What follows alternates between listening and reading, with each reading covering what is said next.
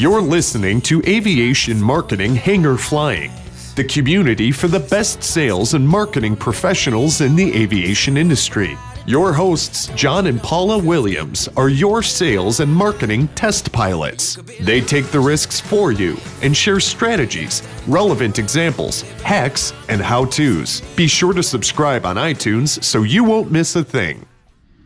Welcome to our book club discussion this month. This is our Aviation Sales and Marketing Book Club, where we talk about a really cool book every month from the perspective of sales and marketing professionals in the aviation industry, right? Yes, we do. So I'm Paula Williams. I'm John Williams. And we are ABCI, and ABCI's mission is to help all you folks out there sell more products and services in the aviation world. Absolutely. And this month we read The Impact Equation by Chris Brogan and Julian Smith.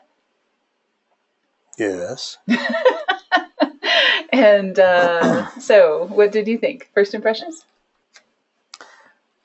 Actually, it took a new look at and new perspective on some old information. Good. Yeah, this is actually one of few sales and marketing books that I haven't read. I read a whole bunch of books, and this one was suggested by somebody in our aviation sales and marketing group that thought this was a great book. And this is a little outside, I'm going to say, the usual management book genre, right? Yes. A lot more pop culture references, a lot more current information, things like that.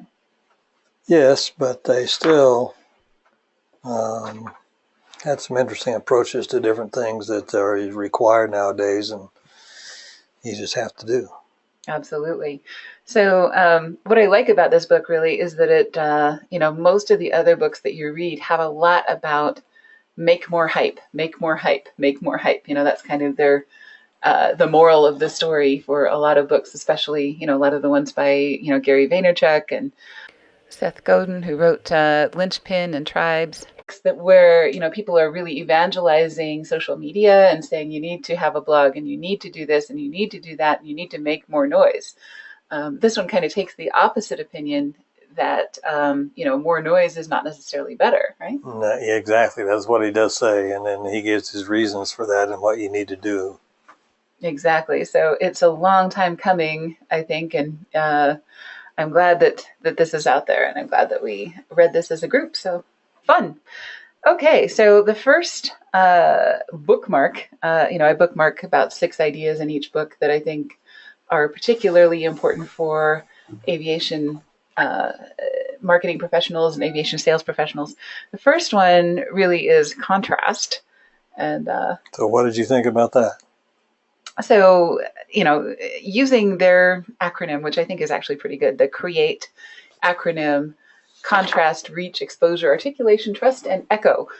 This is how you create materials that are better and more likely to get a reaction than what everybody else is putting out. So this is from the back of the book. Contrast, does your idea stand out? Reach, how many people do you connect to? Exposure, how often does your audience hear from you? Articulation, is your idea clear enough? Trust, do people believe you? And echo, does your idea connect to your audience? I really like that acronym.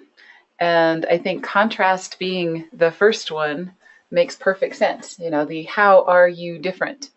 And this has always been talked about as your unique selling proposition, but I think they do a nice job of saying, is your idea throwable and is your idea catchable? Using the baseball mitt analogy. Uh-huh. If you're just throwing confetti, nobody's going to catch it. Nobody's going to throw it to somebody else. And they're going to turn around and walk off. Exactly. It'll just fall on the floor and get trampled underfoot. So, are you creating confetti or are you creating a baseball, or something that fits what your customer's expecting because they have a mitt, I like that analogy. What did you think? You don't want to throw them a baseball bat if they got a catcher's mitt. No. The form follows function, right? So, yeah, and the unique selling proposition, I think, is an old idea, but this is a new twist on it. So I think the way that they explained it is actually pretty usable. And also it makes all those people that have been doing USPs forever, people who have been in sales or marketing for a long time, go back and look at your USP from that perspective. Is it a baseball? Is it just confetti or crap? Uh-huh. Okay. Next one, articulation. I have an example to use on this one. Of course you do. Of course I do. Okay, this is actual copy from the homepage of an aviation company. Name omitted, and I'm going to read this because some people are just listening to this. Name omitted brings together the best professionals in the industry to serve the interests of our clients. We are relationship focused, not just transaction focused, and everything we do is driven by one thing: extraordinary value. Our desire is to count you among the dozens of highly satisfied clients who have worked with us over the years. We want to earn your business and grow your trust. You are in good hands with our group. And that could be any one of 1,000 people. So, exactly. How unique is that? It's not. Right. It's not even close. Exactly. It's not even a proposition. Mm-hmm. And I have an antidote for that. Of course you do.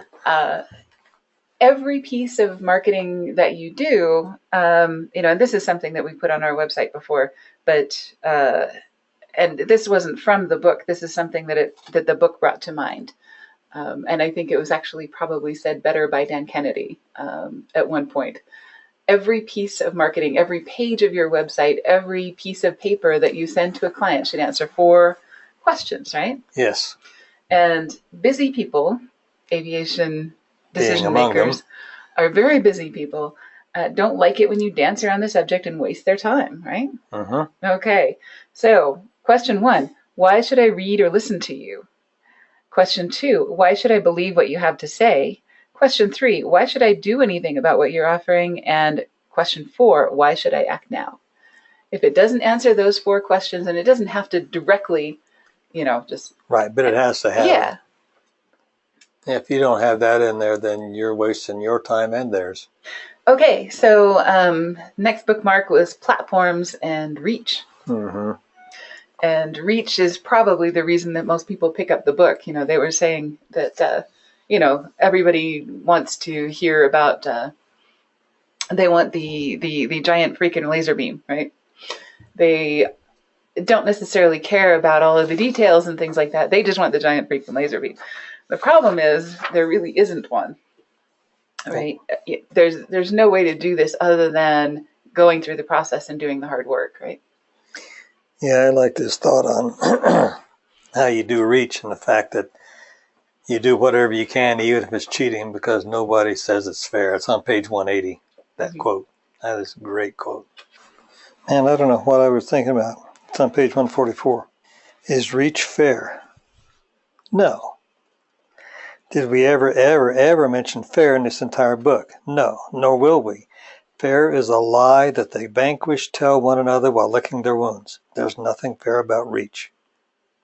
To keep reach alive and drive impact, echo and articulation must be considered in a similar measure.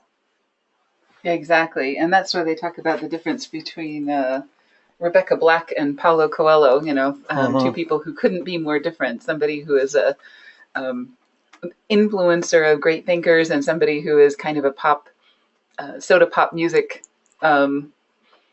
icon, Rebecca Black obviously has a much greater reach or a much bigger laser beam, unfairly so maybe, but on the other hand, Paulo Coelho doesn't want that same audience. He doesn't want an audience that big. He just wants to reach the 100 greatest people in the world. Well, in front of that quote is basically telling you how you can cheat. Mm-hmm. And cheat is not, it's a word designed to get your attention. It's how to do things, quote, unfairly. Right, exactly.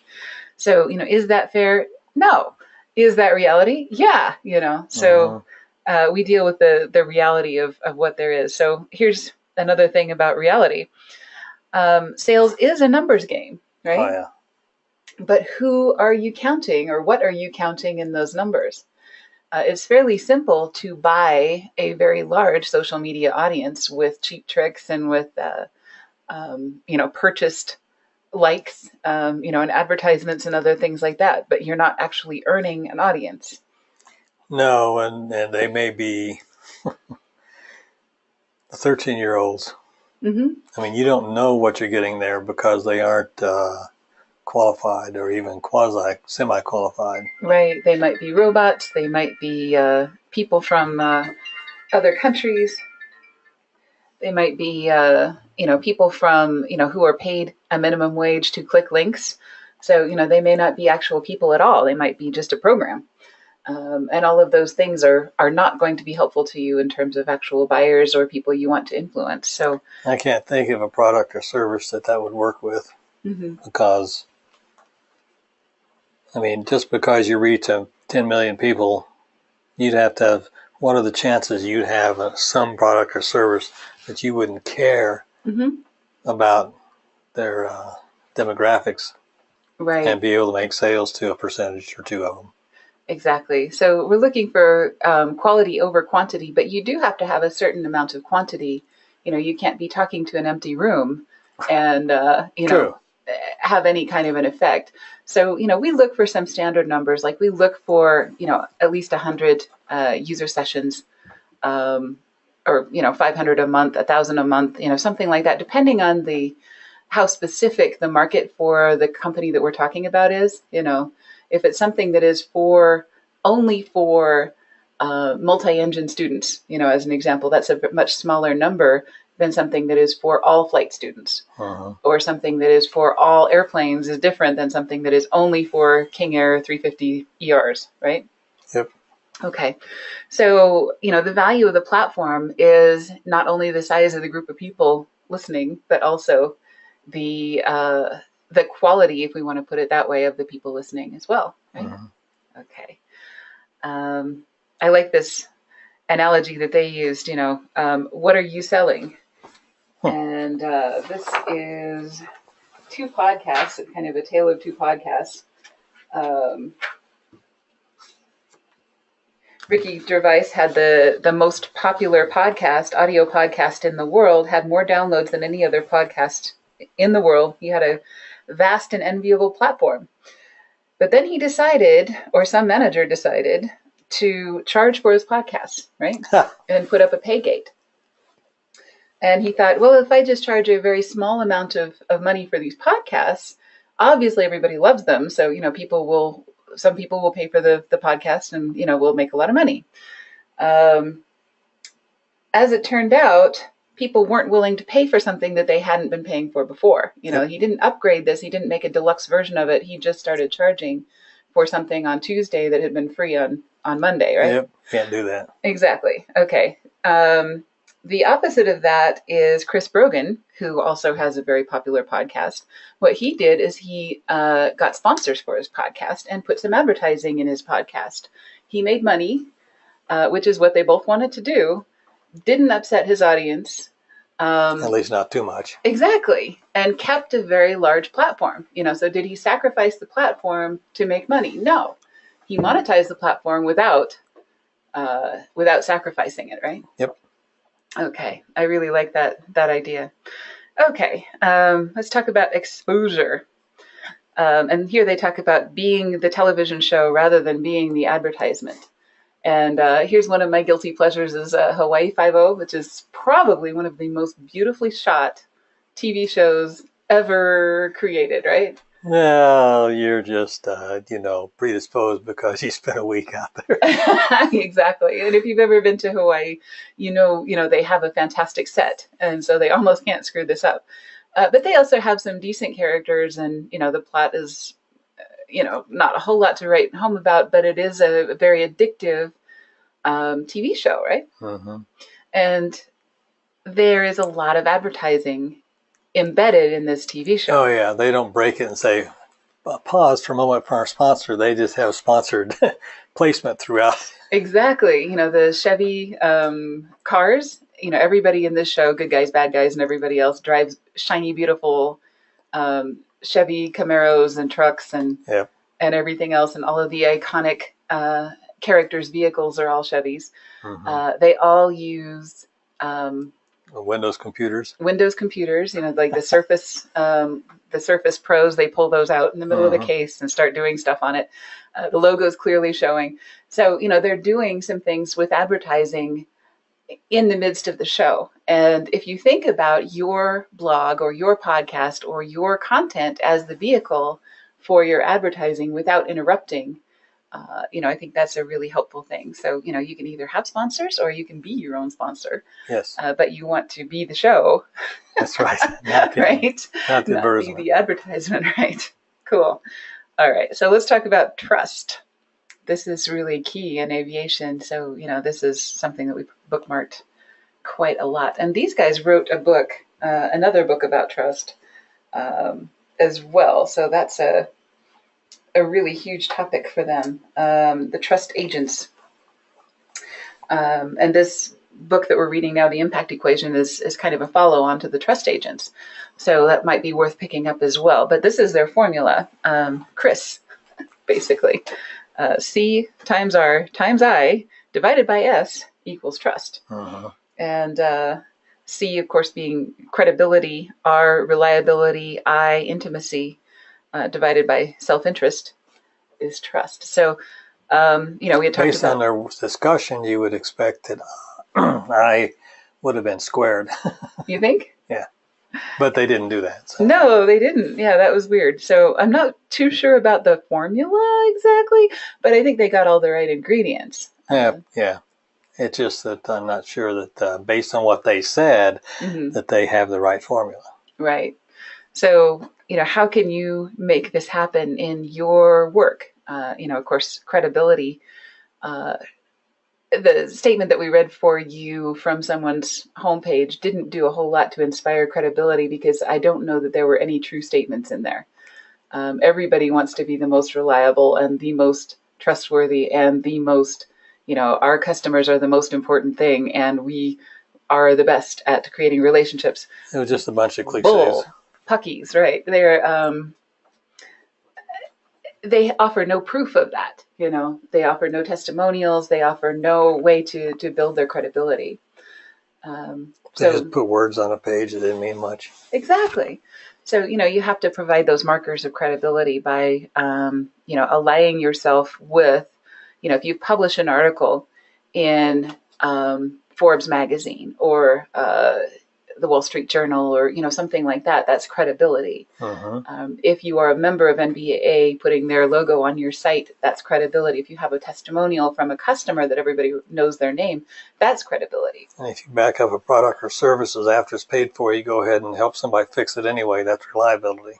Exactly. And another way you can build reliability without spending any money at all is just doing the same thing all the time, having a set process. Sending out your emails every Monday. That's one thing that we do.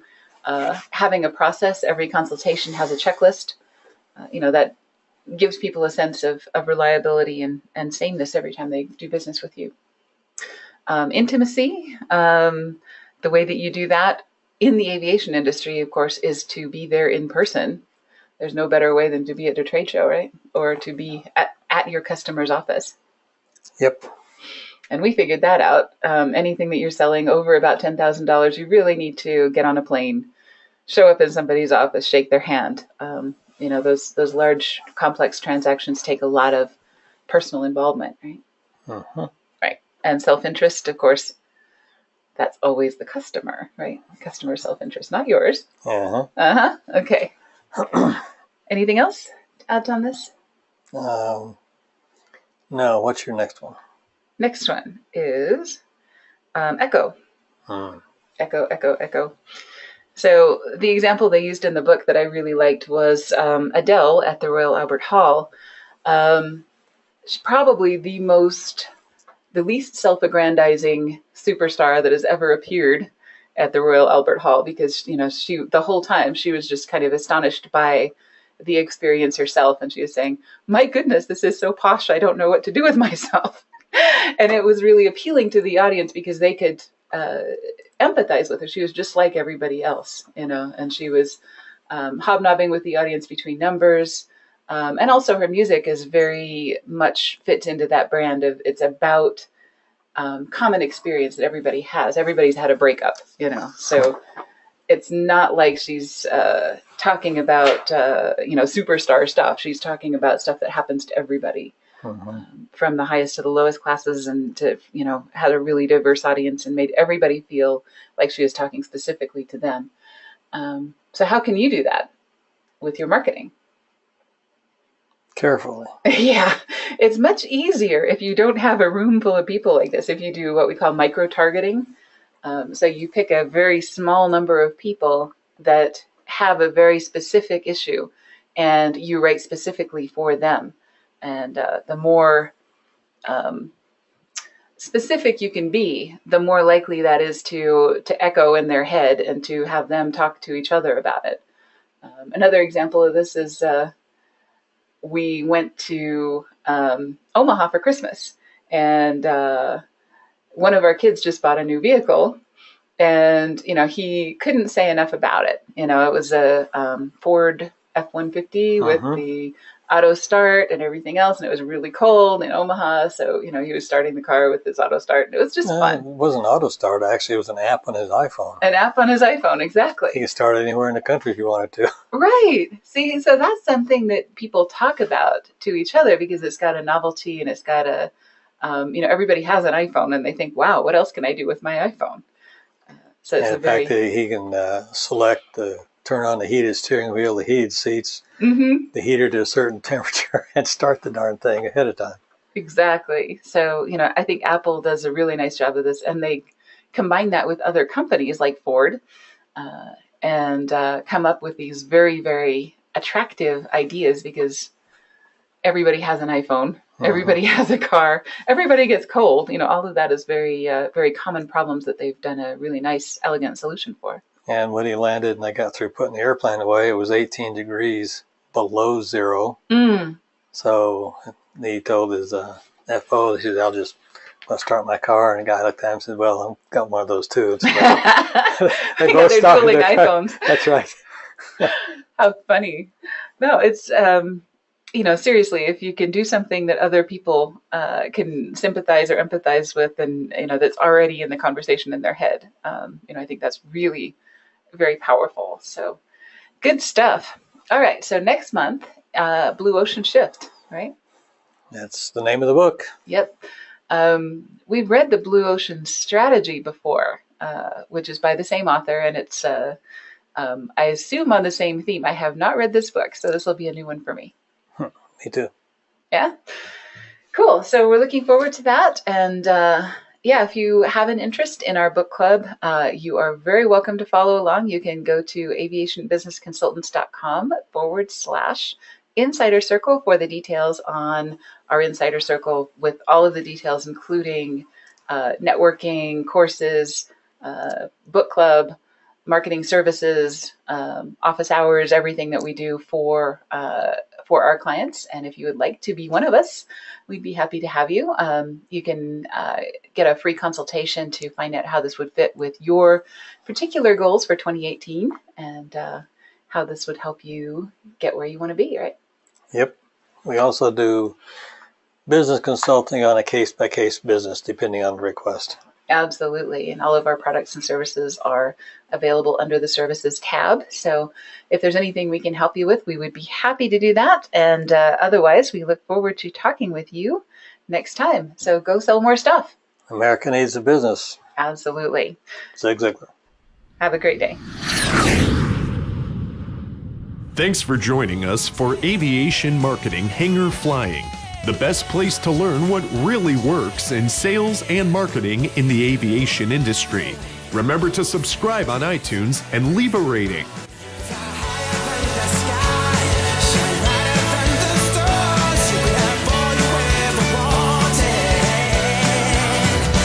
You could.